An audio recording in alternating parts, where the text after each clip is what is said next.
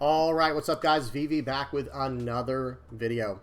And in today's video, guys, we're going to be checking out, you see it on the screen here, we're going to be checking out Red Purple Luffy, not Red Purple Law, but Red Purple Luffy in today's video.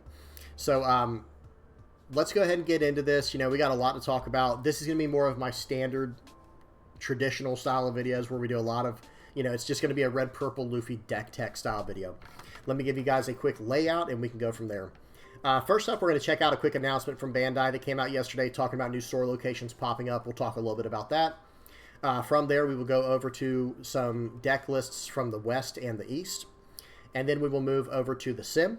You know, we'll talk about, we'll look at some games on the Sim that I did. We got 5 games lined up to do there. Then we will talk about the deck list, talk about some revisions, you know, what direction we should move, you know, forward with the list, you know, what direction we should move with the list going forward. And then we will check out a quick little art critique at the end of the video.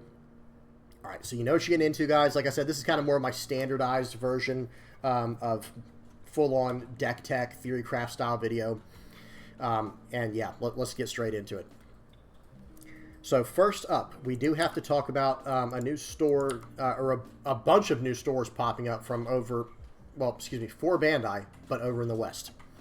The One Piece card game official Illinois, United States is having its grand opening on June 21st. But it looks like, I think there's a bunch of them. It says One Piece card game official shop. I think there's going to be a bunch of them lining up here or popping off. And maybe they're just on different dates. I'm not sure. Because it shows, and go to this website. You know, this is the official One Piece card game website. Just go here if you have any questions and you want to look into more details. But let me see real quick. So we've got Arlington Heights, Illinois, Edgewater, New Jersey, Cross Store, Camden, London, Plano, Texas, Funscape Metro Center, UK. It says Tyne, United Kingdom. Not sure what that is. And then we have Brighton, United Kingdom. And lastly, looks like there's going to be one in Paris as well, it says. One Piece card game official pop-up shop. Oh, it's a pop-up shop in Paris. So, okay, some of these are official game shops. Okay, I think most of them are official game shops, but there's going to be a pop-up shop in Paris, it said. I'm not exactly sure what all that means. If you guys know, by all means, tell us down in the comment section below. And as usual with all my videos, guys, if I miss something, y'all help me out. Yeah, if y'all have comments, questions, suggestions, please don't hesitate to put those down in the comment section below. All right, that's enough of that. Okay, that's enough of that. Let's get into the actual, you know, meat and potatoes of this video, the bulk of this video, where we talk about Red Purple Luffy. Okay, let me read what the stat line of this leader real quick. Very unorthodox. 6,000 power, 3 life. Activate main once per turn. If you have 0 Dawn cards on your field, or 8 or more Dawn cards on your field, add up to 1 Dawn card from your Dawn deck and set it as active. This is very similar in some ways to the purple Luffy, the mono purple Luffy from OP05. And I think this leader and that leader from OP05, the other purple Luffy, they were both made with this card in mind. This is a character from OP05. I'm going to read this first, and then we will go through the deck list, don't worry. This is a 10 cost, 12,000 power, secret rare character here that has on play Dawn -10. Place all of your characters, not your opponents, place all of your characters other than this character at the bottom of your deck in any order. Then after this turn, take another turn. And then it has activate main once per turn, pay 1, add 1 Dawn card from your Dawn deck and set it as active. So it's basically this character's effect, but it's not locked at all. It sets a, you know, if you pay 1, then you can get a Dawn card and set it as active. And the whole idea with this leader is you're going to play that card out, the 10 cost Luffy we just showed. You're going to play that card out, return all of your Dawn, use the activate main of this leader, as long as you haven't used it for the turn. Remember, you know, this is a once per turn effect. You'll activate this for the turn, and then you'll be able to activate the character's effect, and you'll go up to 2 Dawn immediately on the same turn, you know, you were just on, even though you just went down to 0. So it's a pretty cool effect, for sure. And that's kind of one of the main combos in the deck. But this is just becoming the win condition if you can't win with what's already on the board. I don't think this is a win more card. This list is actually made to use this as like the finishing blow.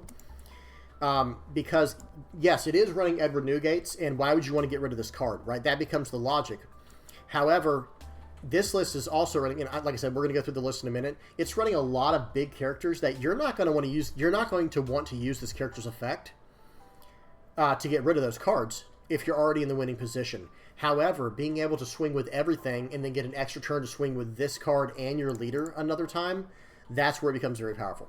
So let me run through this list real quick, because this is a OP07 list. And remember, guys, OP07 is coming out for us in the West in, like, what, 2 weeks at the time we're recording this video. So it's coming out very soon. Okay, and this list we're looking at, let me go back real quick.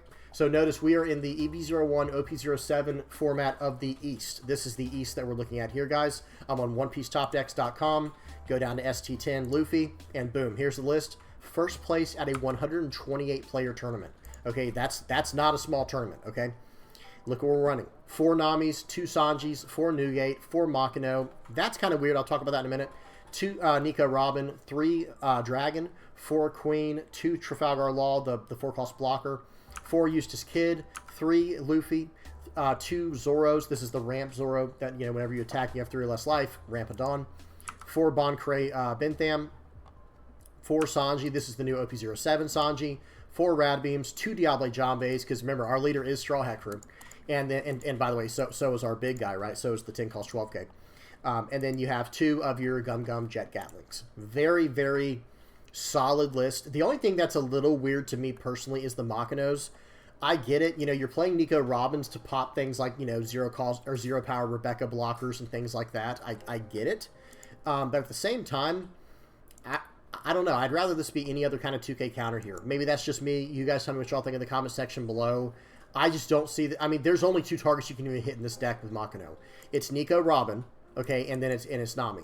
Now, yes, they do both become 5Ks after you use this, but are you really trying to use a 2K counter for this? I mean, the answer is yes if you're going to win the game off of it, but I think you guys know what I'm saying. So, okay, let's go ahead and talk about this. This is mainly a not Whitebeard. I was looking at Whitebeard Pirates and clicking on this searcher. This is mainly a Straw Hat Crew type of deck, and you're searching up a lot of stuff with Nami. Nami can grab the 2K Sanji. It can grab Nico Robin. It can grab Zoro, Luffy, Radbeam, Diable Jambe, Jet Gatling. This new Sanji, the new 2K counter Sanji. If I didn't already say that. It has a lot of searchable targets. However, it does go over some really good targets as well, right? Like it goes over Newgate, it goes over Dragon, it goes over Trafalgar Law, it goes over Eustace Kid, it goes over Queen. I get it, though. It's still important to run this card so you can search up your utility cards like Radbeam, get to your Radbeam as quick as possible, get to your Diable Jambes, or even potentially your Jet Gatlings, or get to your big boy, the 10 cost 12k that the whole deck is kind of built around. So pretty good stuff here. Obviously, it's pretty decent, right, if it got first place at a 128-player tournament, which was a flagship level event, right? So big prizing, you know, good stuff. I don't know if I should say big prizing, but y'all know what I mean. So ultimately, what this deck is trying to do, you know, this is a 6,000 power leader. Let me talk about the leader for a second before we go down that path of what the deck's trying to do. Because, I mean, it's probably pretty obvious, right? You're trying to ramp up and get down these huge characters. Because as soon as you hit 8 or more Dawn, you're getting an extra Dawn every turn. And that's where cards like Eustace Captain Kidd become very, very important. And the same thing with Queen. This card is actually extremely important in this list. Because when you're on a 10 Dawn turn, you can play out your Queen, which returns 1 Dawn card, right? That returns, when you use the effect, you return a Dawn card to your Dawn deck.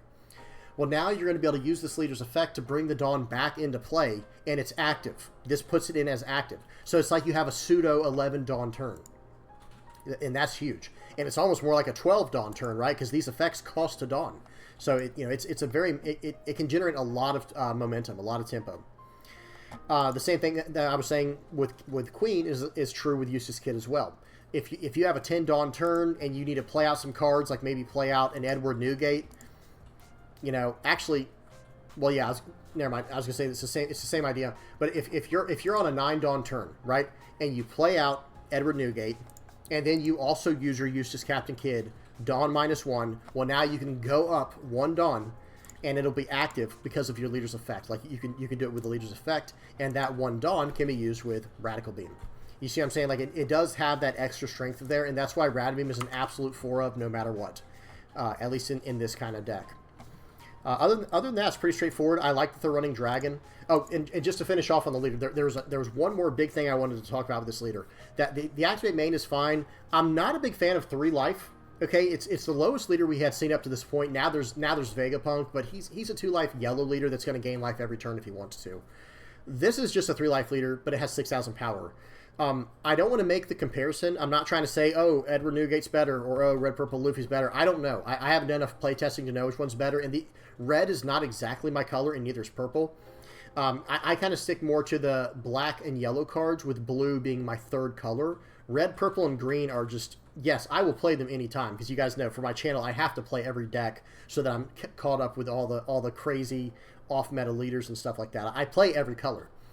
But, excuse me, the decks that I really focus on and put a lot of time and investment into and like play testing into are typically black, yellow, and blue decks. I do make exceptions for obvious reasons. Red, purple, law, you have to know how to play that deck. You have to know what to do against that deck. So I don't have a lot of decks made currently. I try to keep a play set of every card. That's just how I am. This is kind of like my job now, right? Okay, I try to keep a play set of every single card. Well, I only have 2 decks made currently, and it is Black Yellow Luffy and Red Purple Law. That's all I have made. I have everything for the off-meta stuff to build. I have not had the time to put them together lately. So when it comes to Red Purple Luffy, I'm not a huge fan, because if I'm going to play Red Purple, I'm going to go straight to Law. And I'm not saying one's better than the other. In fact, I actually think that Luffy and Edward Newgate, I think they have a slight advantage into Red Purple Law because of the 6,000 base power. And that's what I wanted to talk about next here, is 6,000 base power on a leader. We know how strong that is. We just saw what Edward Newgate could do, right? Like, we just saw what, or not just saw, we've seen what Edward Newgate can do with 6,000 power, base power, and 6 life. Just incredible, and in the red card pool. Now, there is a card that this leader cannot run from Newgate in 7-cost Ace. Because that requires, I mean, yeah, you can still run it, but you won't get the rush. And that's the main thing about that card that makes it so powerful. So yeah. I will say this, that 6,000 power is massive. 6,000 power is the biggest perk of this leader, and it's why they're making him be a 3-life leader instead of a 4-life leader, which most leaders are that are a dual color. Most dual color leaders in this game, like the standard stat line, is 5,000 power and 4 life. Well, this just said, okay, well, let's go up 1,000 power and down 1 life. So yeah. So with that in mind, I think the main strength of this deck is the 6,000 power, and that's where you're going to generate most of your advantage. Because if your opponent is, a standard 5,000 power leader, they can't even attack into you unless they attach 1 Dawn. Likewise, if they want to elicit a 2-card response, like, from you taking a life, they have to swing for 8 or more. 8,000 power or more to swing for more than, or to get more than 1 card out of your hand. And that's massive. And that's why I think this deck, Luffy and Edward Newgate, have a decent matchup into Red Purple Law. Because most of their cards are going to be 5,000 power, and there are some 6,000 power cards, but they often depend on being able to swing, for 5s in order to start getting cards out of hand, because they're going to fill the board up very quickly, remove your cards, start ripping cards out of your hand or from your life with 5k attacks, and if they're feeling like they really want to get some power through, they'll swing with a 6 or a 7k attack. Well, with this leader, it says, okay, well, 5, you can't even swing into me. 6, you'll get a 1k response out of me, and for 7, you'll get a 2k. That's it. That's all you're getting out of me. And this leader also runs Eustace Kid, which can put him up to a 7 for the turn, so now a 5 or a 6 can't get through. I think this card is massive. I think this card is an auto-include 4 of. Like it says right here, it's a 4 of. I think it's an auto-include 4 of. And that's what's also really important about having Queen as an auto-include 4 of, because then you could trash extras in your hand if your hand gets a little bit bricked. Really, really good stuff there. So yeah, that 6,000 power is way bigger than a lot of people think. It generates like an inverse version of advantage, where it's like, okay, you just can't even swing at me. So I only have to trash a card from hand because to defend this attack, because you just can't attack into me. I'm too big. So that's incredible. Other than that, guys, like this list is pretty straightforward. We won't spend much more time on it. Let's look at one more list. We'll look at this most recent one. Actually, we'll look at both of these 7-1 lists right here real quick. We'll just blast through them really quickly, and then we'll go to the EB01 stuff. This one's running the new Backrat card, an OP07 blocker, 3 cost, 4,000 power, 1k counter. Blocker, like I said, on opponent's attack, once per turn, you may trash 1 card from your hand and then give up to one of your leader or characters plus 2,000 power. Plus 3,000 would be crazy. Plus 2,000 power during this battle. So that's also very nice for if you get too many of this card in your hand or something like that. It's running the 4 queens. It's running the 4 laws. It's running a lot of the stuff we already saw. But notice they get rid of the Makino. I 100% agree with that. Just run 4 of these Sanjis. This is fine.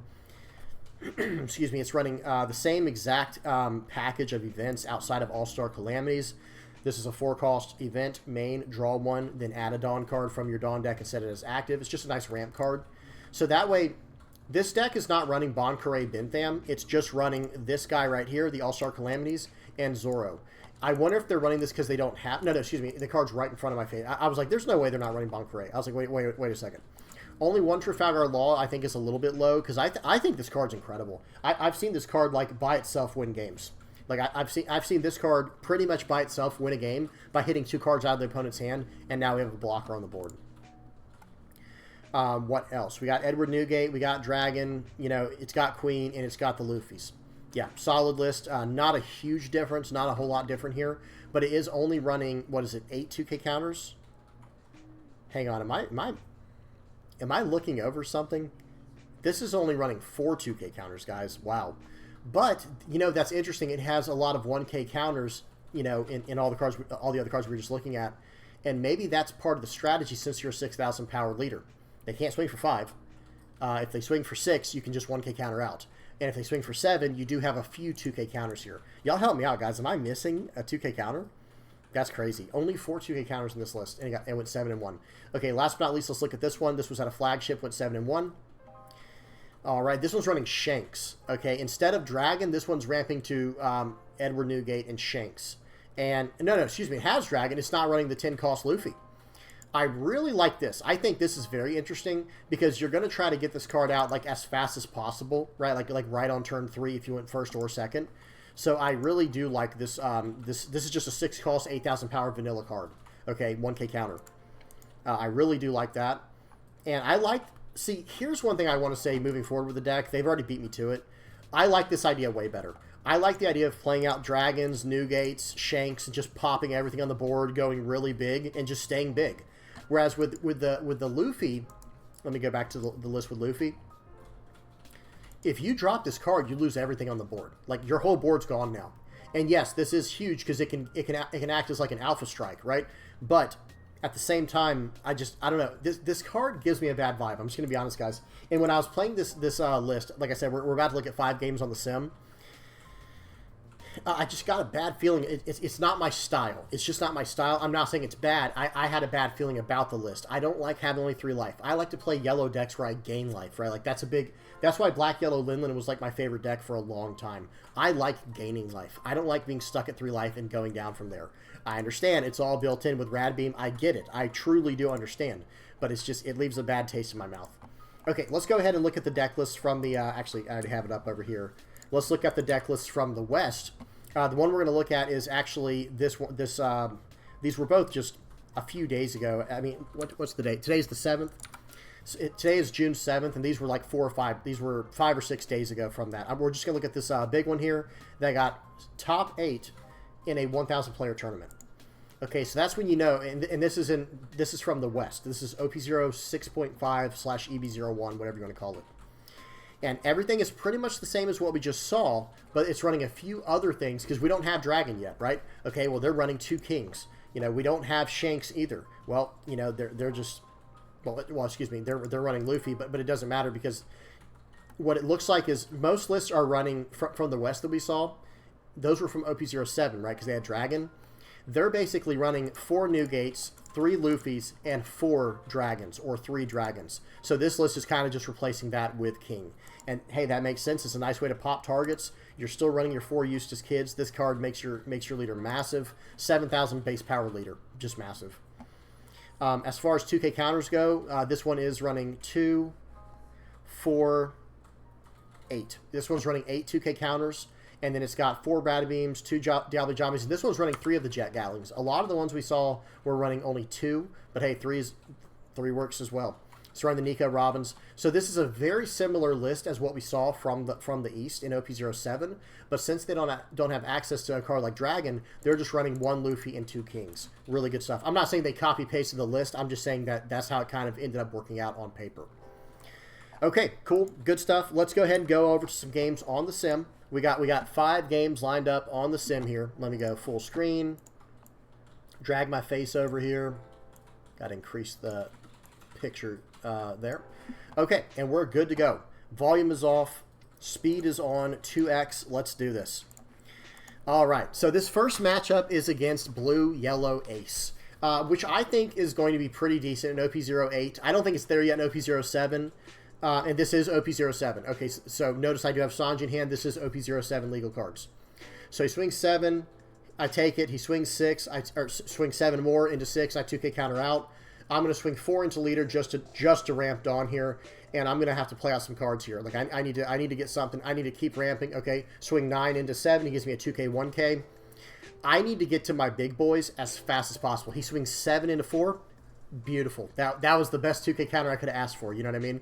Swinging 6 into 6. I'm fine with that. Right? That doesn't do anything for him.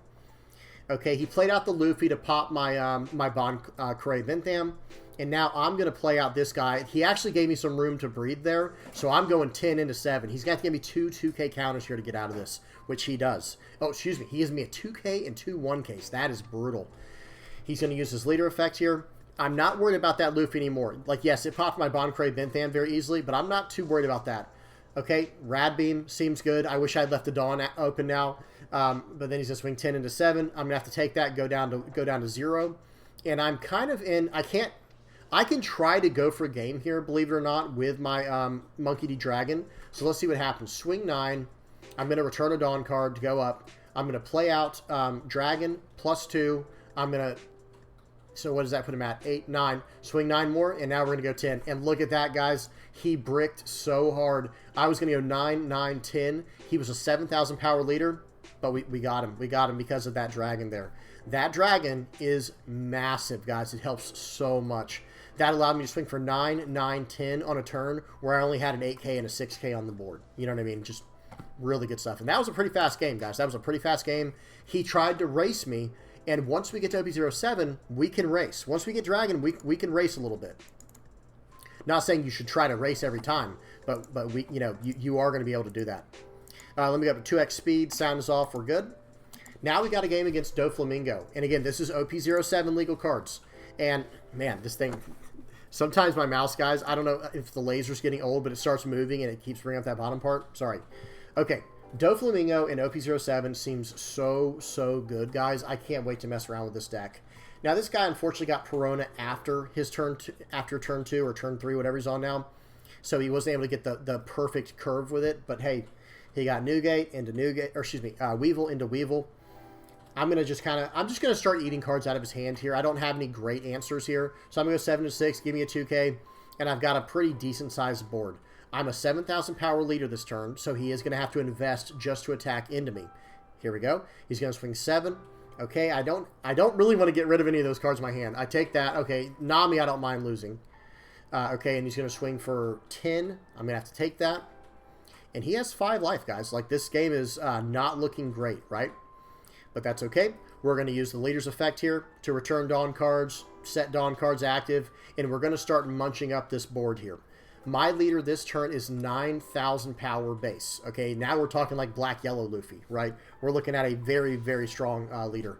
He lets me have that. That's not good for him. That's not great. Because like I said, I have a 9,000 power leader this turn. I don't know if I did not use the leader effect or not there. I can't remember, but I should have. I should have used it because then I'd have 1 Dawn active for Rad Beam. But right here, he's going to swing for 15, and then I'm going to give him 2 2Ks and a 3K. Get out of that. Right here, we're going to swing into that, pop the Perona. Okay, I'm going to play out Queen. Now I got a blocker. I'm going to attack it. Things are starting to look bad for my opponent, right? Things are actually not looking good. I'm searching for a Rad Beam, by the way. So I'm going to swing 8 into my opponent, return a Dawn card, go up 1K on my leader, swing 8. I'm pretending like I have a Radical Beam, right? My opponent doesn't know my hand. I am bluffing like I have a Radical Beam. My opponent has like 12 cards in hand. He can't hit me with a pudding because look what I have. Okay, he bottom decks my my blocker there. So you can tell, did he bottom deck the blocker? I'm sorry, guys. Hang on 1 second. Yes, he did. He bottom decked the blocker. That is a big tell. He is trying to just swing for lethal. Because think about it, guys. If I didn't have a, like, why wouldn't you get rid of my Newgate or my my Eustace Kid? Those cards are way bigger than the blocker. You could tell he just wants to go through for like lethal. Okay, and that was massive. So he's trying to swing lethal, and I just top decked 2 rad beams. And remember, I just countered out of a 15k attack last turn without using a single rad beam. So he is going to think that the coast is cleared. There are no rad beams. And I'm like, all right, hey, guess what, man? I'm swinging for 10 here. Next turn, I'm going to win the game if you do not have lethal this turn. So let's see what he does. And I actually have the 2 rad beams. I have a 2k counter, a 1k counter, and okay, he just leaves. I guess I don't know why he left. Let me just do some math here. So if he had, so he has 10 Dawn, obviously, and he can actually get rid of my my queen. If he gets rid of my queen, he has 3 Dawn left, so he can swing for 6 and then 7. I'm going to get out of both of those with only 1 card answers, and then on the crackback, he only has 1 2k counter, a 1k, a 1k. Yeah, I don't know. I don't know what he's supposed to do there. He just quit out because my board had become too massive, and I actually did have 2 radical beams. Maybe he quit just to see if I had it. Who knows? Okay, next game. Next game we got against Black Yellow Luffy. Okay, Luffy on Luffy violence here, guys. Luffy on Luffy violence. Did I hit? Let me make sure I hit 2x speed. Did it actually click? Yeah, it did. Okay. So he's going to start off with a Flampe search. Guys, I don't think you should be doing that on turn 1. I'm not saying that I haven't done that. It feels good to draw cards. But I think you should be saving Flampe for when you're on like a 9 or 10 Dawn turn. So that way, if you have life to get through, you can get it out for... stuttering today, guys. You can use the 1 card Flampe to actually draw some cards. Okay, I actually got out of that attack with a Radical Beam this early on. It's just a 1 cost, you know, +2. I'm fine with it. I'm just trying to stay in this game as long as I can. I'm not worried about any of those cards on the field right now. Garp and Flampe, they are not going to be attacking into me. There's no reason. Now, I'm not going to attack into him either. I'm not attacking into him. I need to ramp. I had to go second against this Luffy. I think going first would have been much better, especially if I had Zoro in my hand. He's going to swing for 8. We're going to take it. He's going to swing for 7. Going to take it. Doesn't feel good. But at the same time, it's fine. I just use that to ramp. I think I got up to 7 Dawn. Return 1 Dawn. Swing 7 into 7. He'll probably counter out of this. And now I'm going to pass turn. So this is the only really scary turn I'm on, in my personal opinion, and now it's not anymore. Because he could have tried to go for lethal there. If he had tried to go for lethal, I think he would have gotten it. Because I have no 2k counters in hand. I have nothing but 1ks. He's going to swing 7 into 7. Perfect. Thank you very much. 7 into 7. Again, perfect. Thank you very much. We'll get easy 1k counters out of these. I'm up to 8 Dawn. I can go up to 9 with my effect here. I'm playing out Newgate. I'm swinging 8 into 7 there with my Eustace Kid and going up plus 1,000 power with my leader. Now I'm feeling pretty good. Now, am I ready to swing yet? It's kind of hard to say. I say, you know what? Let me go ahead and put him at 1 and then force him to remove his last life so he can't go crazy with any kind of a Gecko Moria combo. Because as long as they have to use 1 Dawn, guys, they can't do the Gecko Moria combo where you attach 2 to your leader and play out for 8. Play out the Gecko for 8. You can't do it. There's only, you only have 9 Dawn maximum after playing out a card from hand. Okay, so right here he plays out these 2 guys. This looks a little bit scary, but he can't even really swing. Okay, now that's really unfortunate. I'm like, wait a minute. I can't even defend this card against the next attack, so I let him have it, and then he's going to swing into face for 11. I have to take this. I literally can't counter out of it. And it's time to try to go for game here, right? That's kind of where we're at. Okay, and watch this. Red Purple Luffy has a counter to Black Yellow Luffy. I'm going to explain after this game. Okay, so swing. Let's see what happens here. I'm trying to do the math here. I'm trying to determine what I need to do here. I'm going to swing 10 into 9. Let's see what he gives me. If he blocks, then I'm swinging for everything with my leader. Okay, let's see what he does. But then again, I don't even have to, right? Because I could just play out the 10 cost Luffy and I'm fine. Okay, but no, it's like, you know what? Let me do this the safe way. We're going to play out this Luffy here. Now watch this, guys. All right, I'm gonna pass turn. Hang on. Notice the leader went back down to 5,000. So Red Purple Luffy, he gives you an extra turn, right? Black Yellow Luffy, all of his character's effects last until the end of your opponent's turn.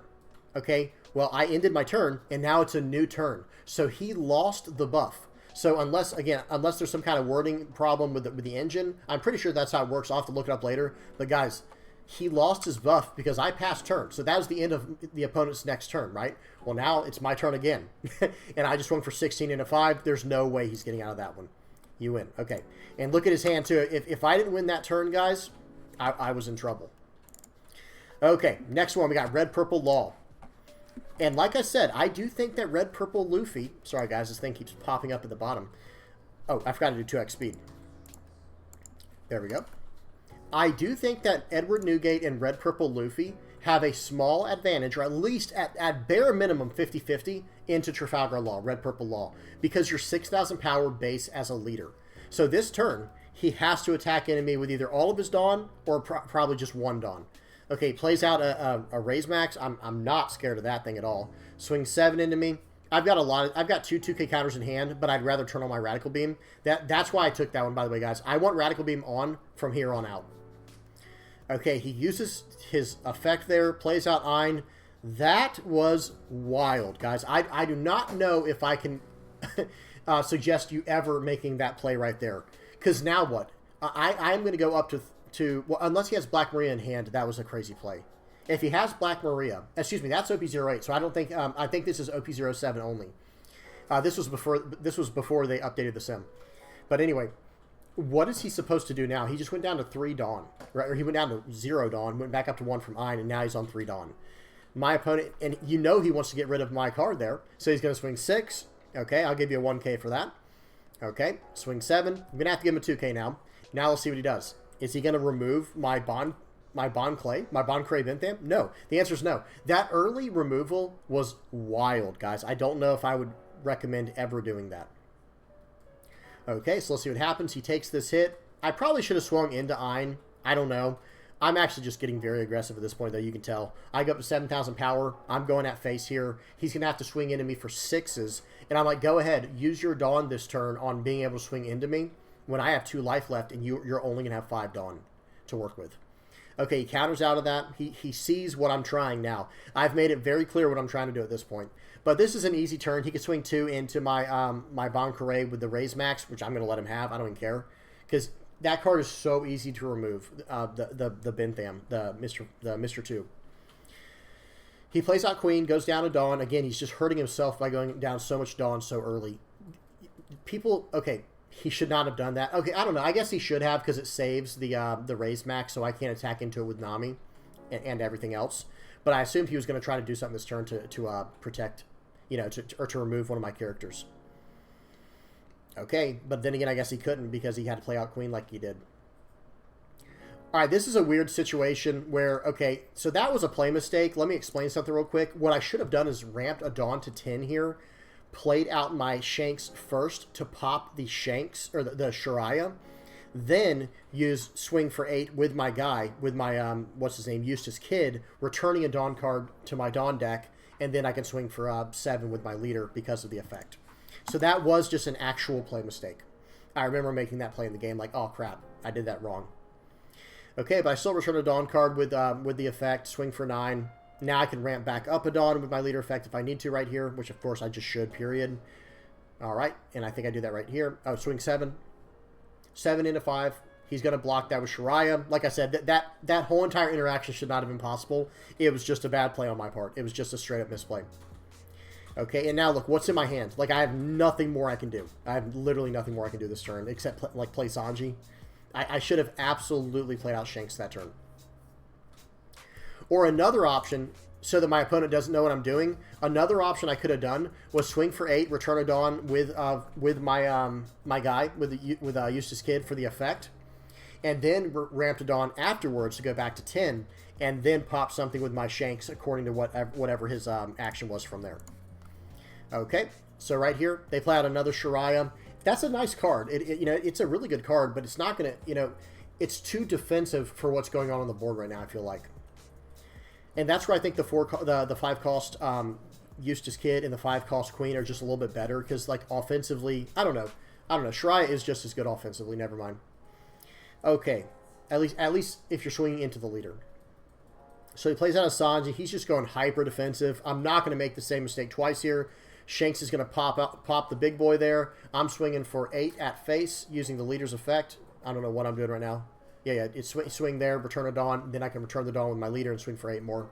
So it's going to be 8 at face, and now it's going to be 8 more, or 7 at face, and then I'll leave 1 Dawn active with my Radical Beam. Perfect.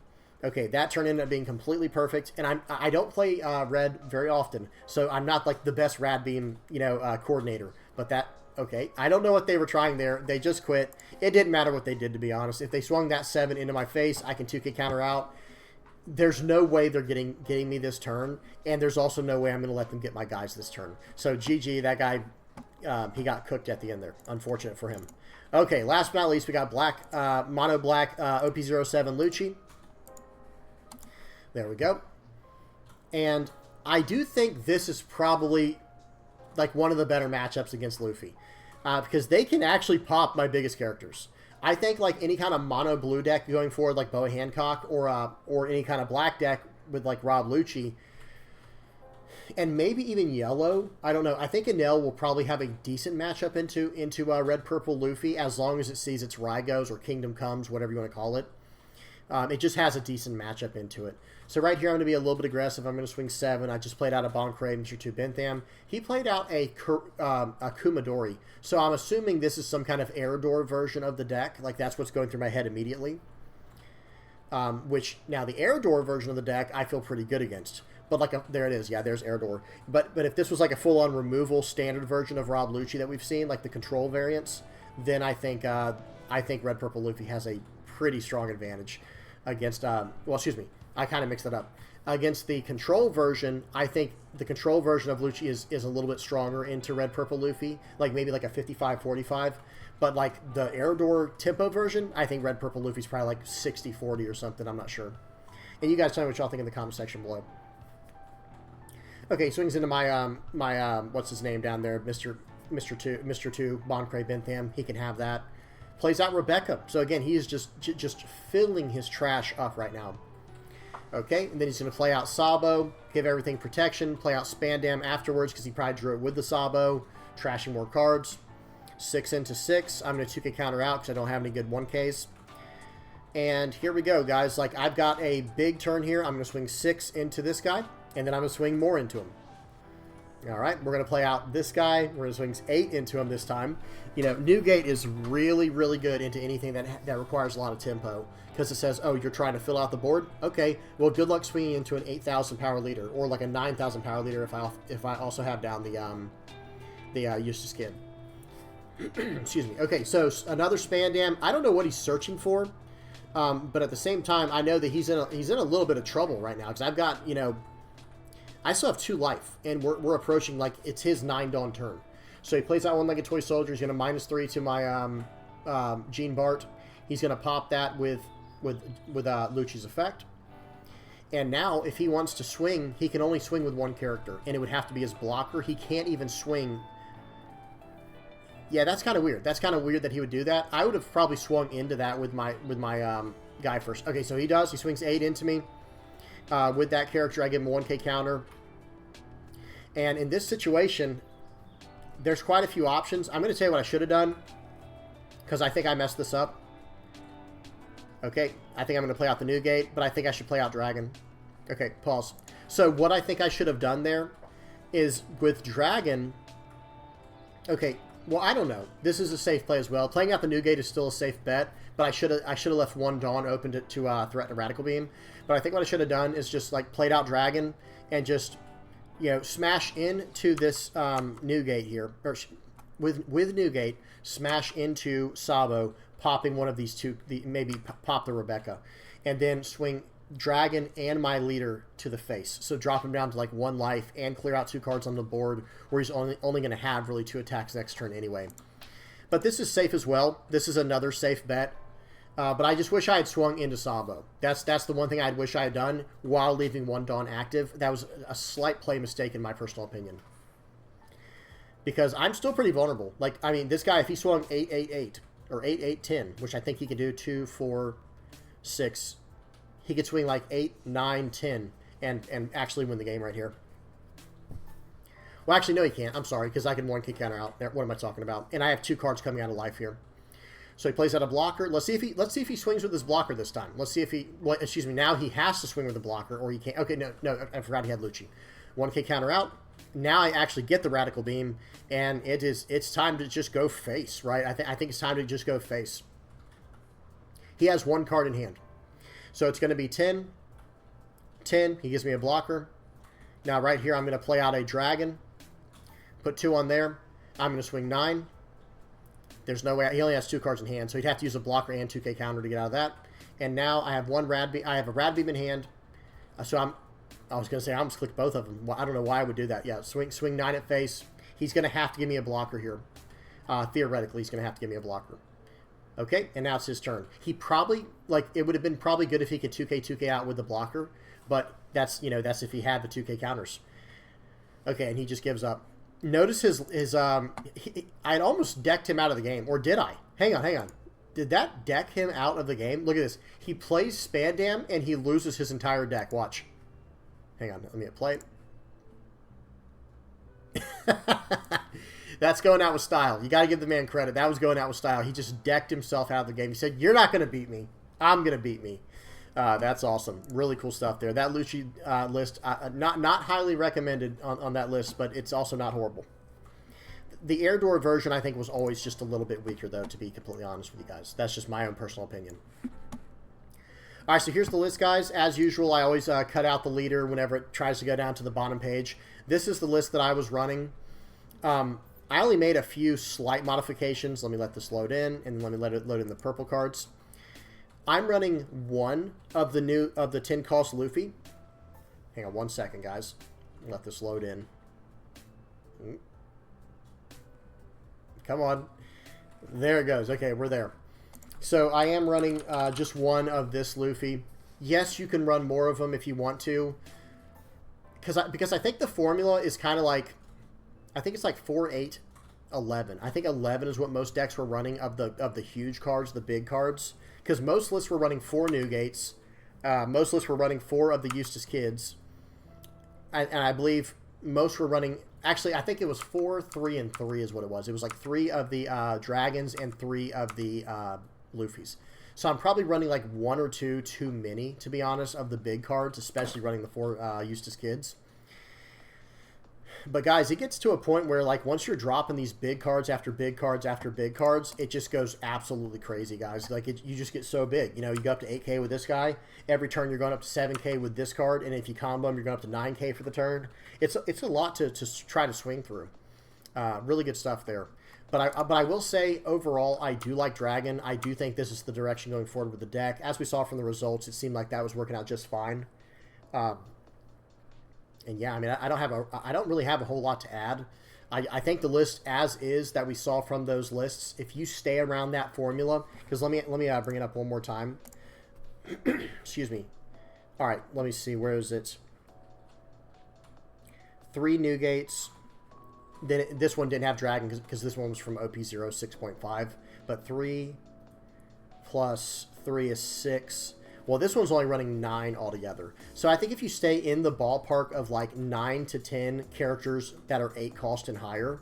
Hang on 1 second, guys. Actually, let me go back to this version. The EB01, OP07 from the East. Because I think those lists were very, very clean. Especially the first one we looked at, actually. Like this list right here. So 4 Newgates, 3 Dragons, 3 Luffys. It's still running the 4 Kid. So if you keep to that 10 card package of like 3, 6, 10 for cards that are 8 cost and higher, and then everything else is under that, right? Like you just want those 10 huge bosses and then 4 of these Eustace Kids, and honestly you want the 4 Queens. Not a cheap deck. Not a cheap deck by any standards, or by any standard, but at the same time a very solid deck, and it has a lot of potential going forward. So back to the list here. I don't really know what more to add, guys. I'm going to be honest, because a lot of times I like to say, like, well, maybe they could take it in a different direction.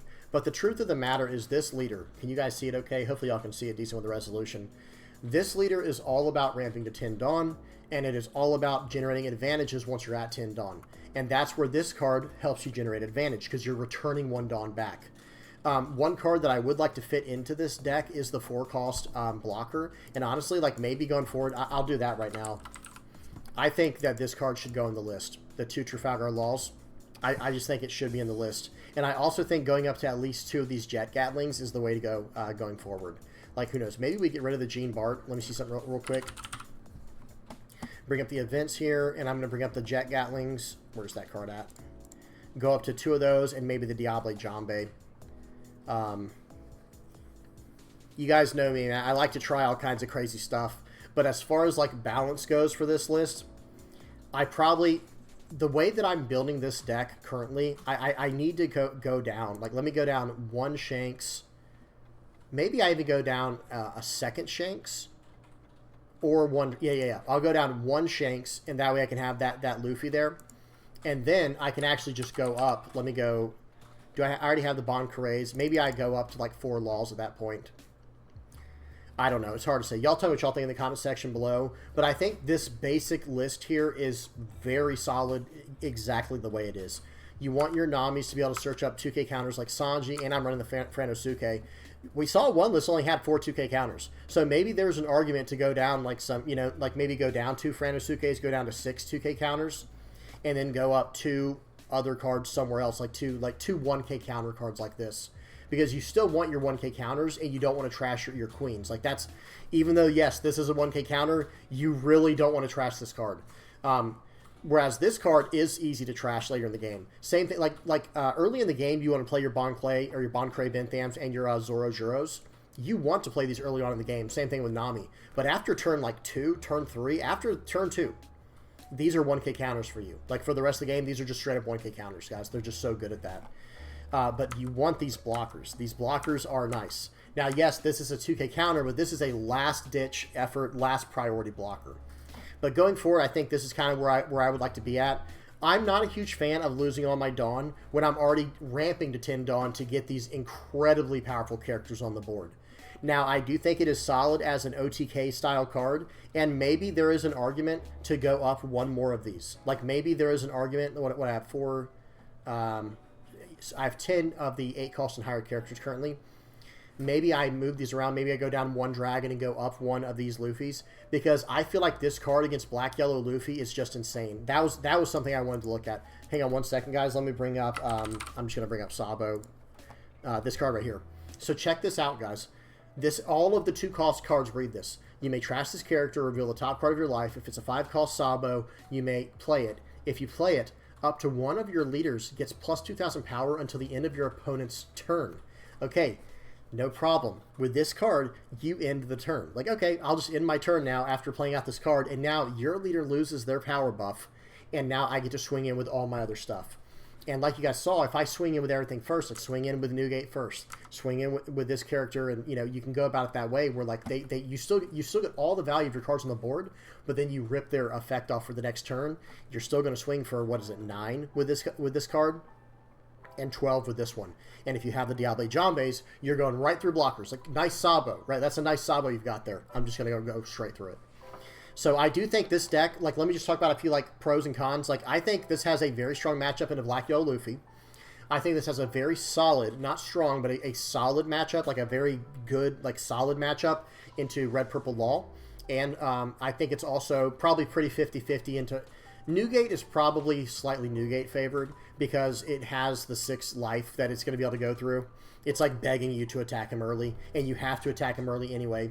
Excuse me, or he'll just have those 6 full turns with that much life where he'll slowly go down and be able to start dropping his Newgates where he's not losing life. And it has all those rushers, it has unblockable Luffys and things like that. It becomes very difficult. But I think if you can beat the board up enough, I think this leader can probably do pretty good into that.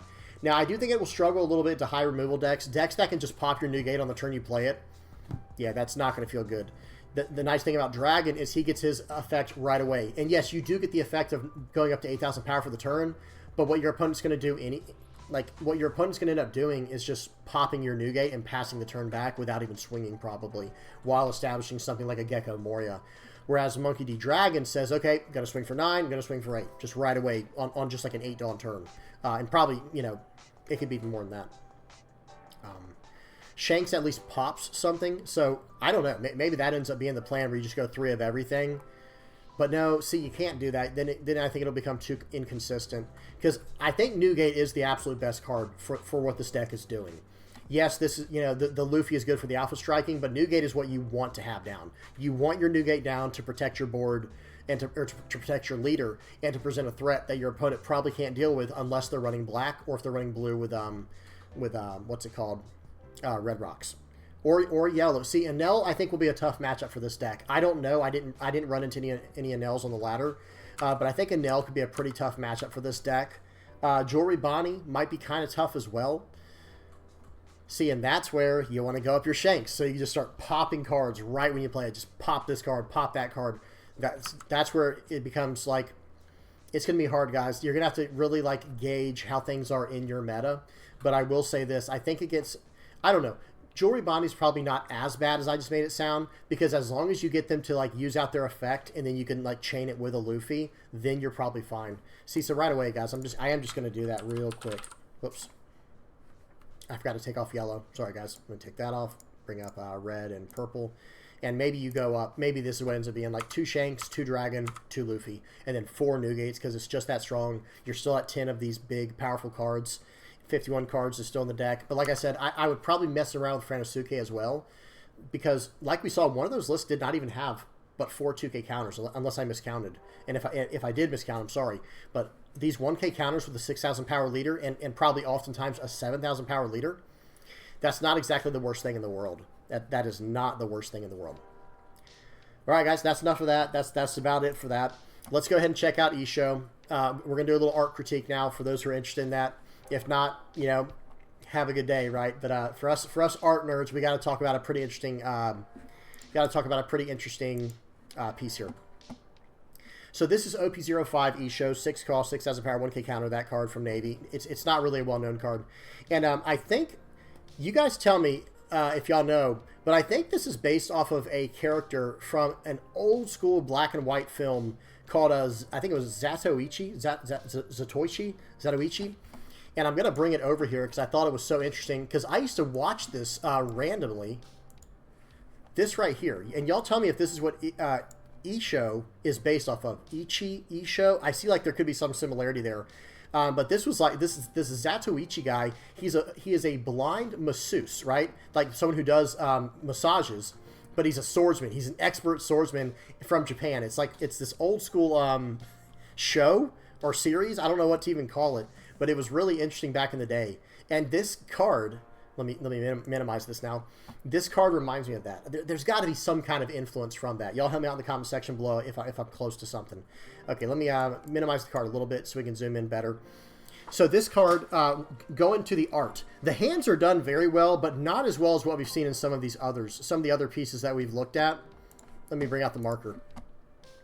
This is nice, this shape right here that he has going on. Like this is like the general layout of this hand, right? This is the actual shape that he's going for. I messed up on that top one a little bit. Sorry, it's kind of hard to do without like a stylus. But it's like a specific shape he wants to show, like that trigger finger. Like he's ready to pull. Like he's ready to pull out this sword and go to town right now, currently, right? He's primed and ready, right? And the hand down here, this is a much more solid structure because this is holding it in place, very much more blocky, whereas this one has a little more finesse to it up here. The hands are not bad, but they do seem like they're a little bit low detail. Now, the face is perfect. The nose is a little bit weird on this one. I don't know what the character looks like off the top of my head. The nose is a little bit awkward in this picture, but I do like this side profile here. You know, you've got this, it's kind of more of a 3/4, like it's a, how do I say this? You know, you have frontal, like this is frontal view. If you're drawing portraits, this is frontal, right? And this is side.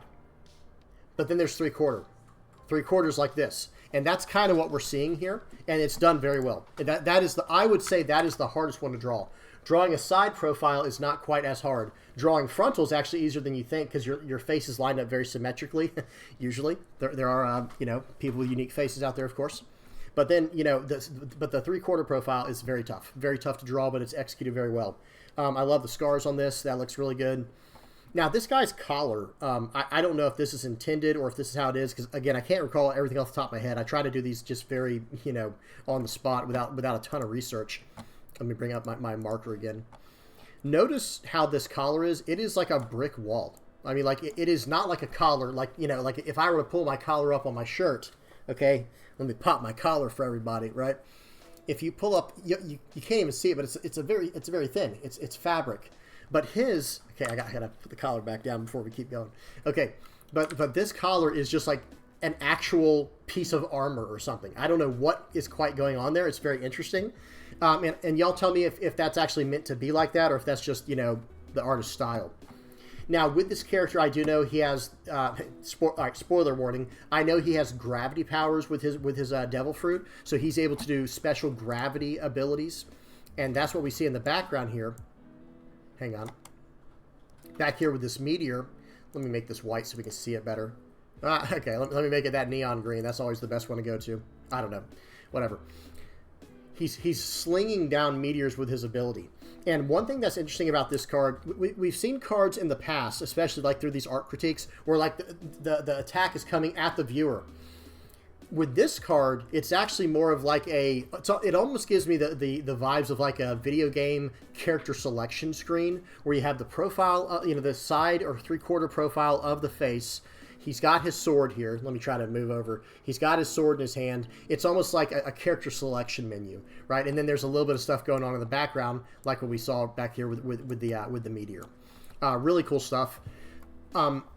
As far as like the style goes of this piece, it has a lot of textures.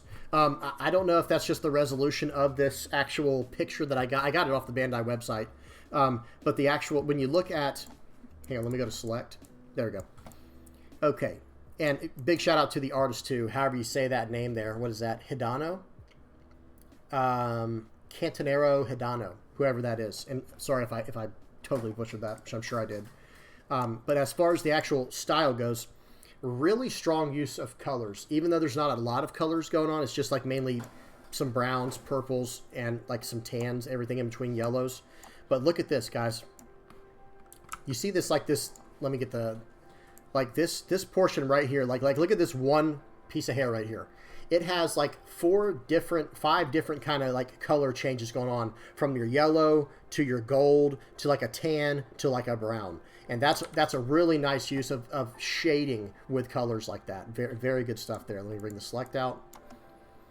And yeah, not a whole lot more to talk about on this one. The main thing I wanted to mention is the style of this 3/4 profile. That was executed very well. Like I said, I'm not a huge fan of how they did the nose, and I do want to be critical of these, but I also want to show some respect. These artists are incredible. I'm not like making fun of the artists when I do these if I call something out that I don't think looks right. Like for example, with this hand, I do wish there was a little bit more detail. It's like the thumb looks kind of like the most time was put into it. Or the least amount of time was put into it, whereas like these other fingers actually look very solid. The thumb doesn't look quite right to me. Same thing with the nose. The lips are pretty good for this profile. I do wish we could have seen something like this happen. Let me drop the thickness, like, you know, where you get the other side, you know, that part of the lip, the right in the middle of the lip, when you don't have any kind of, you know, when you don't have enough facial hair, there's like these little ridges that go down just like this. Hopefully y'all can see what I'm saying. Like it just goes straight down like this. And it looks like it's missing on this picture. So I wish that could have been done, resolved a little bit differently. And the same thing with the nose. Like the nose for me is one of the weakest points for me. Like I would probably go back in and mess with this nose a little more and make it a little bit more, I would give it a little more sharpness. Let me put the thickness up. Like it's too bad that it's not like a little more like this right here. You know what I mean? Like, and I'm kind of, it's hard to do, like I said, without like a stylus, but hopefully y'all see what I'm saying, where there's more of a defined shape to the nose, as opposed to what it is now, where it's kind of this weird, like, it's this strange bulbous look to the nose. I'm not a huge fan. I get the cheeks, that's fine, like that looks fine. The temples came out great up here, and the same thing with the you know, the wrinkles on the forehead, really awesome. Love the eyebrow too, very, very menacing eyebrow, looks great. And the facial hair is awesome. Got the goatee. You do see that goatee, you know, sometimes in some of the more Asian cultures, you know, and I think it looks awesome. Love the sideburns, looks great. But yeah, overall, I'm a big fan of the 3/4, that 3/4 profile stuff. It's a nice switch up from the stuff we usually see, where like the characters coming like straight at you with an attack, like so they're like going at the camera in whatever way. I like those too, but it's nice to see some something a little bit different. Okay, I'm done rambling, guys. Thank y'all so much for sticking around to this point. If y'all did, big shout out to everyone who supports my channel, whether you're just watching, subscribing, liking, sharing, commenting, all that good stuff, guys.